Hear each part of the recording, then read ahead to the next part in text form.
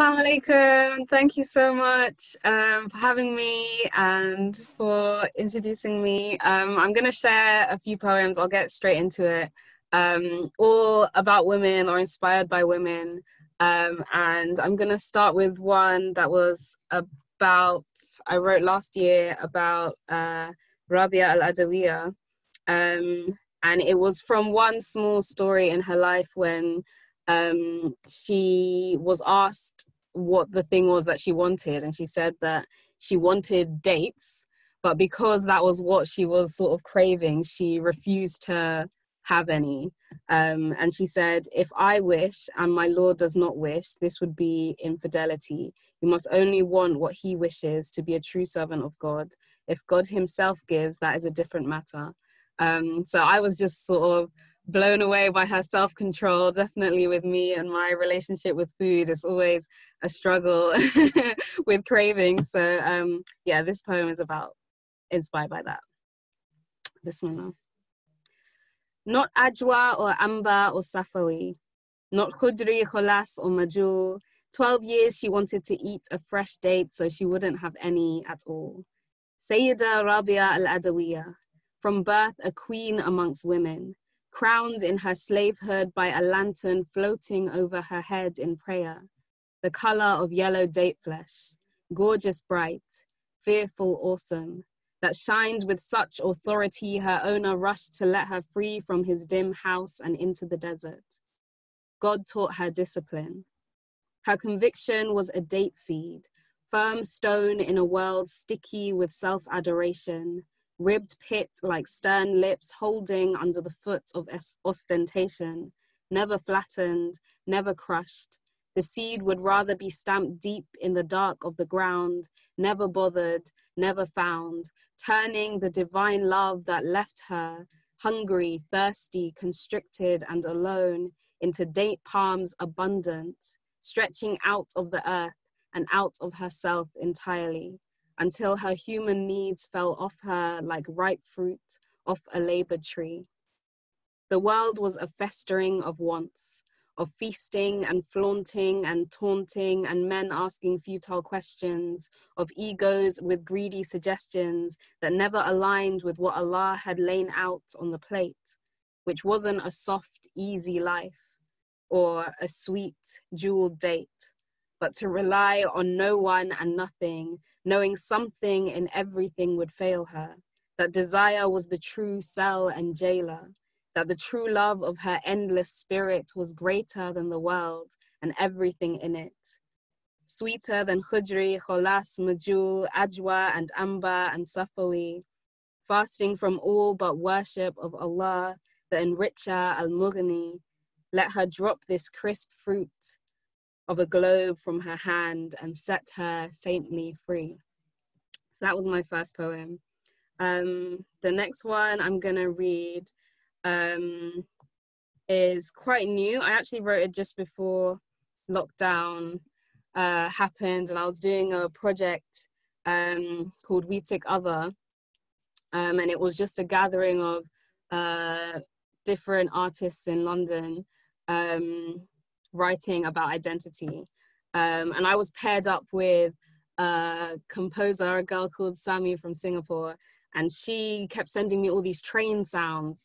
And that just made me think of the reason why lots of Muslim women don't stand at the edge of the platform.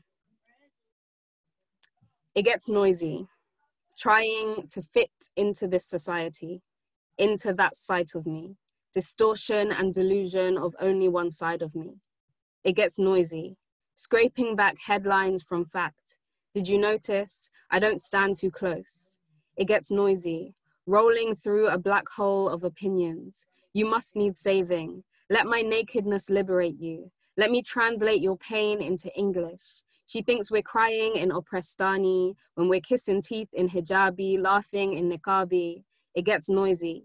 Every time there's an attack, we feel it twice. The sick of the loss and the fear of the bite back. When you're a flag for something you never stood for, those who don't know will talk tunnels around who you are and never ask. That's how you paint a monster in your mind's eye.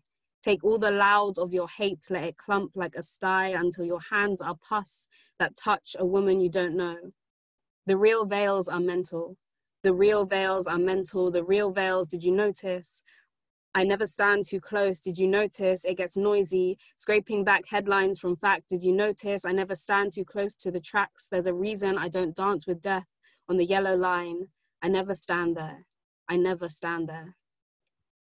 So that was that. Hasn't got a title yet. I'm gonna read an older piece now. Yeah, I've also, just a disclaimer that I've got to leave before the end, but I hope I can catch as many of these wonderful women speaking as I can before I go to my class. I think this will be the last one I read, or I might have time for two more. Okay, I'm gonna read like a short one. And this is about my great aunt and the last time I saw her, which was after the funeral of my grandma in Ghana. So this is called Dada Agnes. Bismillah. The mother of our 4 generations steps out onto the orange path as herons grace lagoons filled with sunset.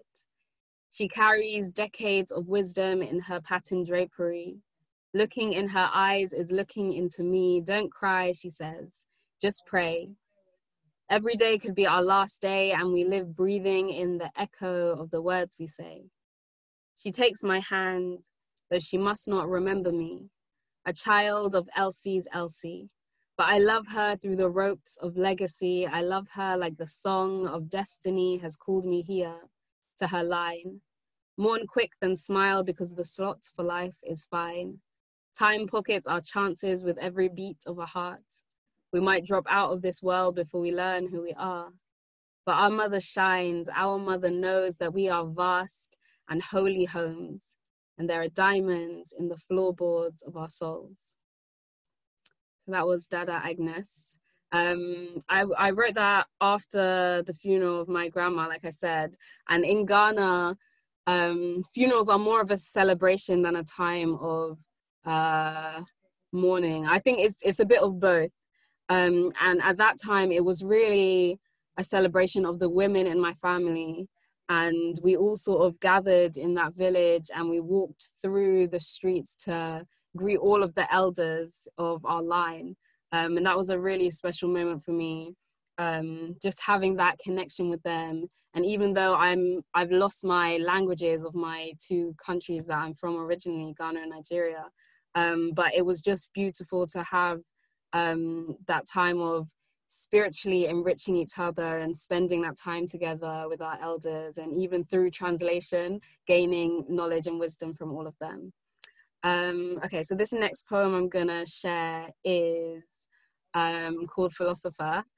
And I wrote it after having a conversation with a friend talking about how we need more female scholars to teach Islam and just in general, but she was specifically referring to teaching the religion.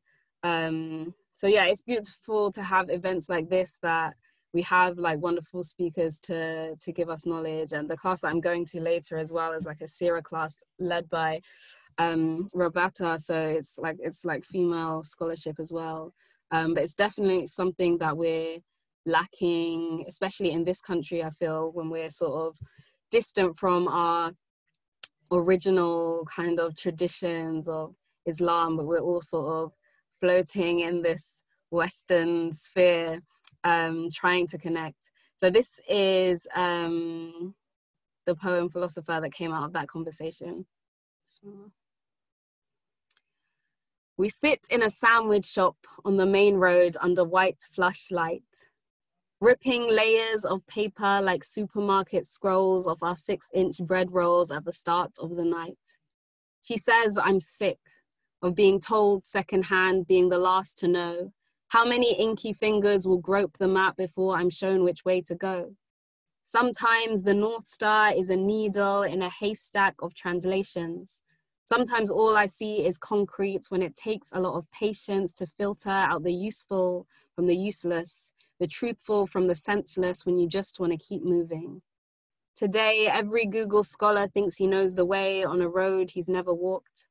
They etch out paths with blindfolds on until the world is smudged with chalk.